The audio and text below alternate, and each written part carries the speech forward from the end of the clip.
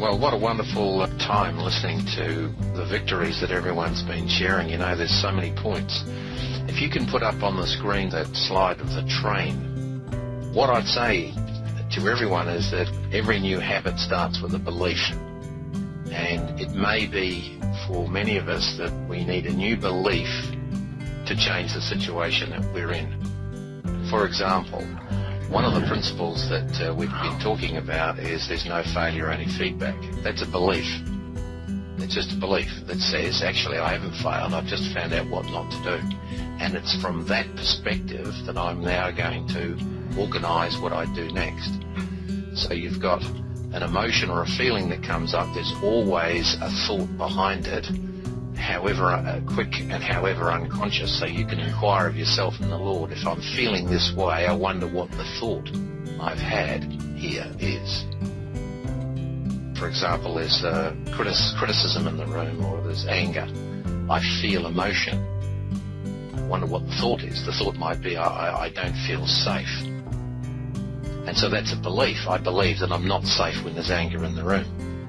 So what's a new belief that you could have in that situation? I am confident in every situation.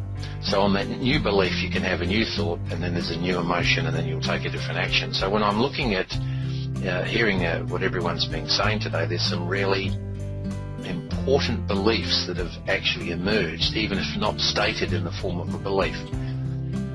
So Debbie talked about taking 10 minutes every day, and then and then you could extend from there and establish the routine. So there's a belief. There's a belief implicit in that. If I take a small step, I can take big steps.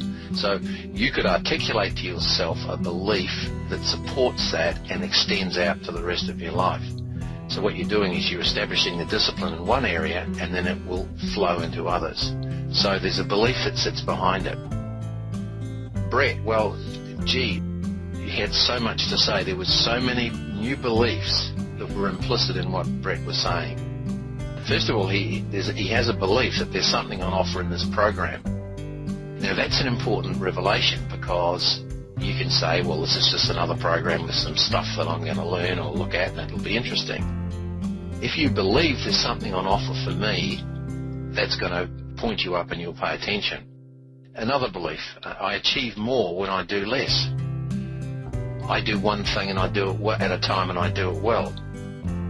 Journaling, he's now seeing the focus and productivity in the future, and coming from a belief that says, I am thankful to God and God blesses me. So if you have a look at it, all of the things that Brett said to us, there's implicit in that he's forming new beliefs, and of course there's new thoughts that are going to come, new habits, new feelings, and new actions. So that was actually tremendous. Betty was talking about she got a journal and she was spending more time. So the journaling for her seemed to be a habit of inquiry. And when I looked at that, I thought, that's exactly right. I don't do anything any day until I've asked the Lord.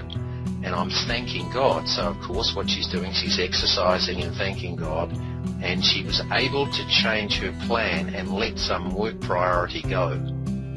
It only ever came from a belief that said something like, I pray and journal before doing anything any day. So she's got that locked in now. So now she's had an experience of that. She's had the emotion of that. And she's taking a different action. So she's got a new belief. So that train with the beliefs, thoughts, emotions, and actions is really quite critical.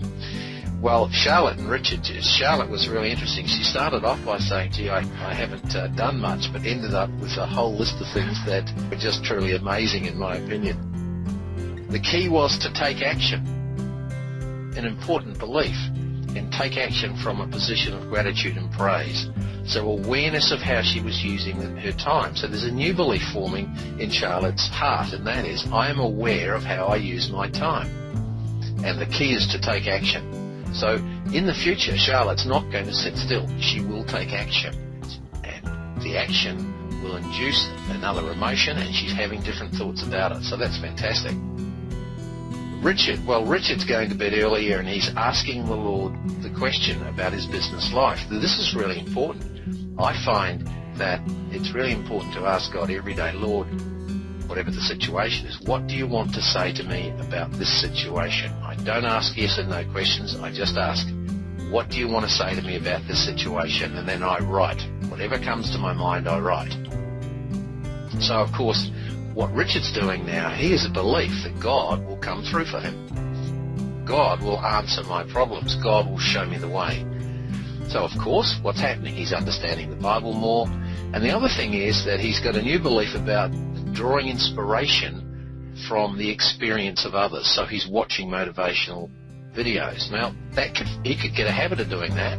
I'm actively seeking to draw inspiration from the experience of others and then ask for the application in my own life. And Kioma from Nigeria, well, they got knocked out of the World Cup. Well, a lot later than Australia, let me tell you. But, there you go.